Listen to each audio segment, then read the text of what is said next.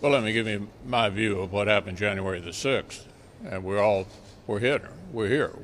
We saw what happened. It was a violent insurrection for the purpose of trying to prevent the peaceful transfer of power after a legitimately certified election from one administration to the next. That's what it was. With regard to the suggestion that the RNC should be in the business of picking and choosing Republicans who ought to be supported, traditionally the view of the national party committees is that we support all members of our party, regardless of their positions on some issues. Do you have confidence in her, Ronna McDaniel, as chairwoman of the committee? I do, but the issue is whether or not the RNC should be sort of singling out members of our party who may have different views from the majority. That's not the job of the RNC. Running again. I mean, here you have, almost 30 resignations or retirements happening on the Democrat side, or they're seeking other office. You've got a new Gallup survey saying Americans' political party preference is shifting to Republican, and yet the speaker came out and said, yes, she will run for re-election. Do you believe she will? I believe she will. She said it because she's hungry for power. And remember what else is happening right now. Redistricting. We're watching what's happening in New York.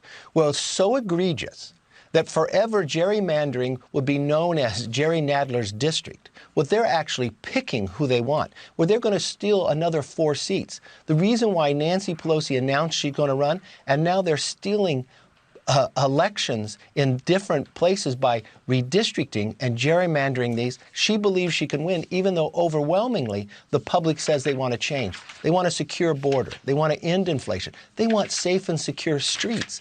But the Democratic policy is causing most of this problem.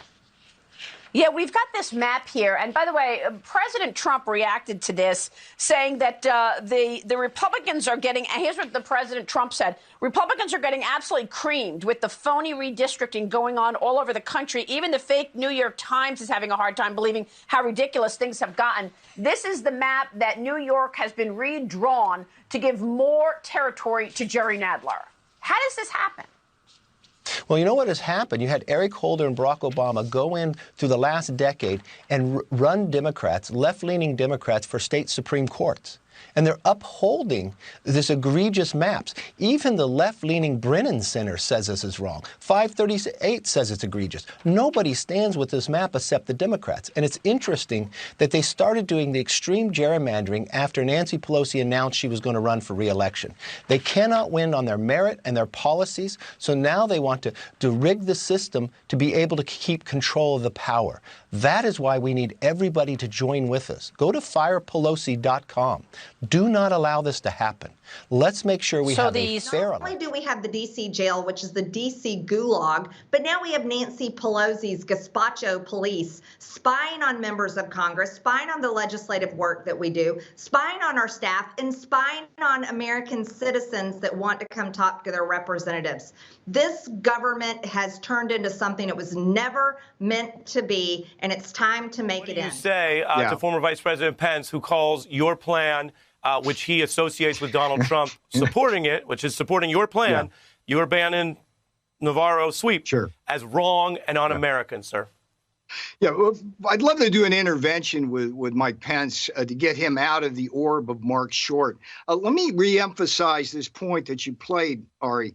Regardless of what Pence did, the one thing he didn't do was come to President Trump and White House legal counsel Pat Cipollone before January 6th with the opinion drafted by Greg Jacob, Pence's general counsel, and say, but this is what we found. What's your response to him, Peter? Now, when he, now, I mean, on, Peter, let me say this. Peter, he says you're un-American. He says you're wrong. What is your what's your response to that? Let me just finish the thought here. Proper process in the White House says that Pence, Jacob should have gone to the president and Cipollone before January 6th and said, this is what we found. Mike is not a lawyer. Mike was just a tool and a puppet of these guys. He doesn't know a legal site from Adam. And I'm telling you, he betrayed the president simply by the act of not coming to the president and the White House legal counsel. So, I can't say that more than enough. Yeah, so and he's just wrong. Look, this matters, Peter.